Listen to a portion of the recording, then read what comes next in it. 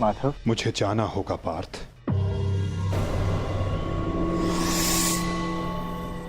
परंतु माधव। नहीं पार्थ, नियति मुझे पुकार रही है।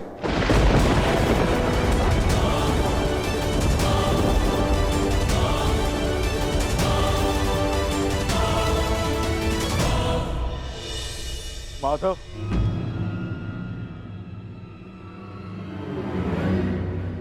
आपने बताया नहीं कि अचानक ऐसा क्या हुआ जो आप जा रहे हैं।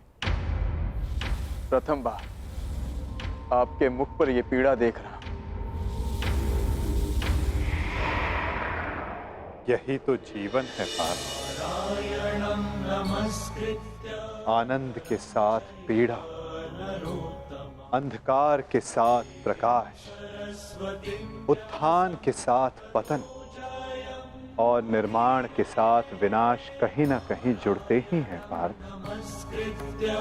आज हस्तिनापुर में नया आरंभ हुआ है,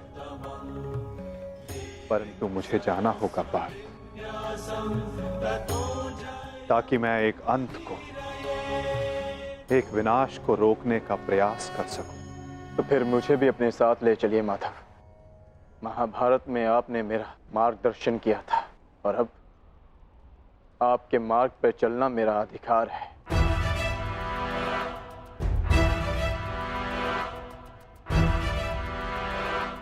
अवश्य पार्थ, ये तुम्हारा अधिकार है, किंतु ये यात्रा केवल मेरी है पार्थ। ये कर्तव्य केवल मेरा है और मुझे इस यात्रा को अकेले ही पूर्ण करना होगा।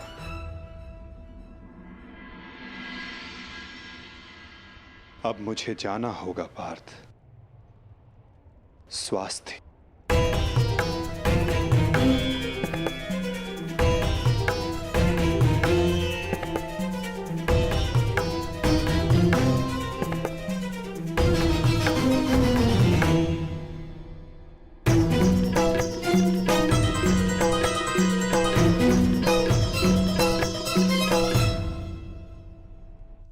ये क्या कह रहे हो अर्जुन?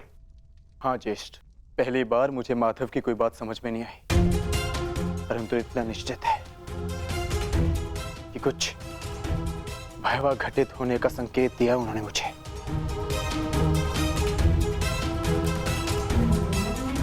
मैं आपकी आज्ञा लेने आया हूं ज्येष्ठ।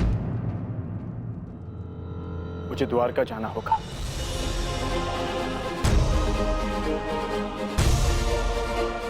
यदि हम माधव के कुछ काम आ सकते हैं, तो इससे अधिक सौभाग्य की बात हमारे लिए और क्या होगी। शीघ्र द्वारका पहुंचो।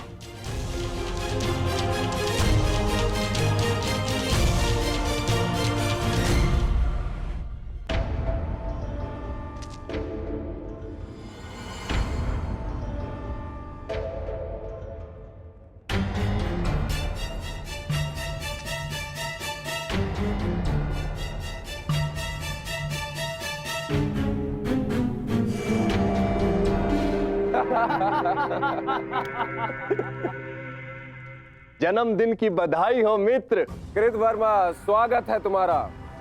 तुम्हारी ही प्रतीक्षा हो रही थी। वाह, क्या अद्भुत प्रबंध है। इतना सुंदर भोज मैंने कभी नहीं देखा। वाह। काहे का भोज मित्र? ऐसा प्रतीत होता है अद्भुत भोज किए हुए जैसे एक युग बीत चुका है। ताऊ श्री ने संपूर्ण द्वारिका में मदिरा पान और उसके विक्रय पर प्रतिबंध लगा रखा है। अगर मदिरा मिल जाती तो आनंद आ जाता। परंतु मित्र, उसके पीछे बलभद्र का कारण उचित था। ऋषि के श्राप का प्रभाव तो तुम देख ही चुके हो। उसने जो कहा वैसा ही हुआ।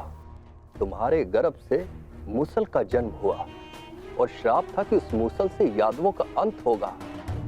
और आज उस श्राप का प्रभाव उस मदिरा पर लगी रोक ने ही रोक रखा है मित्र। कृतवर्मा, प्रतीत होता है कि तुम मेरे पूजनीय पिताश्री के साथ रह रहकर प्रवचन देना सीख गए। वो मूसल नष्ट हो चुका है। ताऊ श्री ने स्वयं उसका चूर्ण बनवाकर सागर में बहा दिया। यदि आज मदिरा मिल जाती तो आनंद ही आ जाता। यदि कुमार आदेश दे तो जन्मदिन की भेंट प्रस्तुत करूं? बलभद्र से छिपाकर काशी से मदिरा मंगाई है।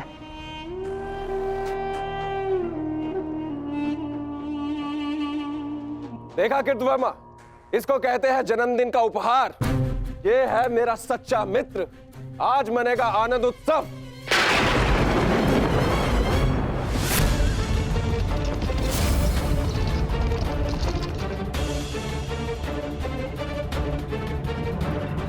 ये मेरे जन्मदिन पर मेरे मित्रों के नाम।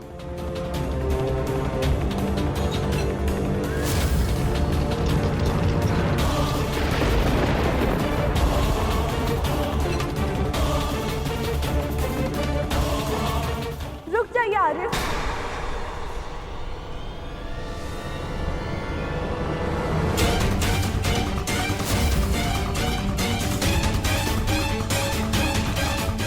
जब काल सामने खड़ा हो तो उसे जाने को नमस्कार किया जाता, उसका आलिंगन नहीं किया जाता।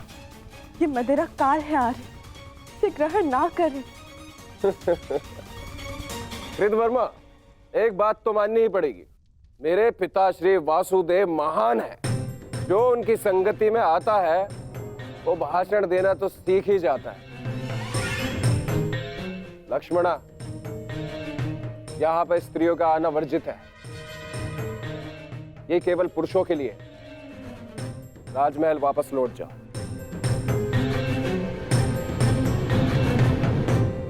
इन पुरुषों में मेरे अर्धांग भी है आर्य, जो स्वयं ही काल के गाल में जाने के लिए प्रस्तुत हो रहे, परंतु मैं ऐसा नहीं होने दे सकती।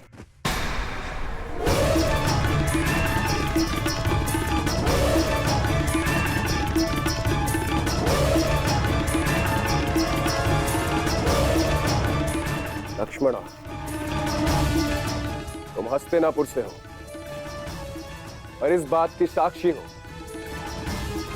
कि जब स्त्री पुरुष के मत के सामने क्रोध बनकर खड़ी हो जाती है तो उसके परिणाम अच्छे नहीं होते। जाओ यहां से, राजमहल वापस लौट जाओ।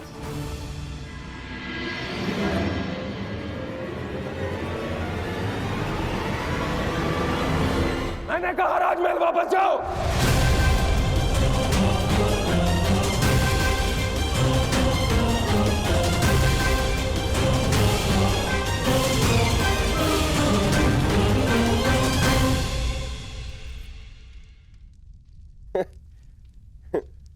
शुभ कार्य में विघ्न आते ही है मित्रों। इससे पूर्व कोई दूसरा विघ्न आए, इस दुर्लभ मदिरा को ग्रहण करो।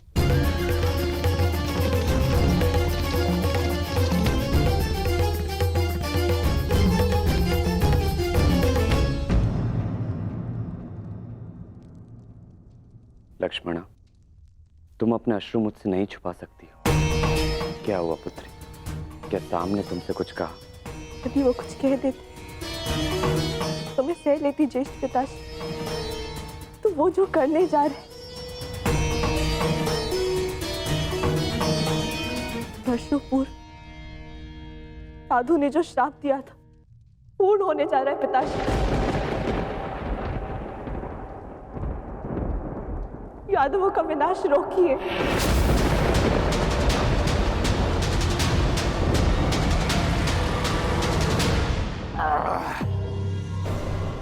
अद्भुत!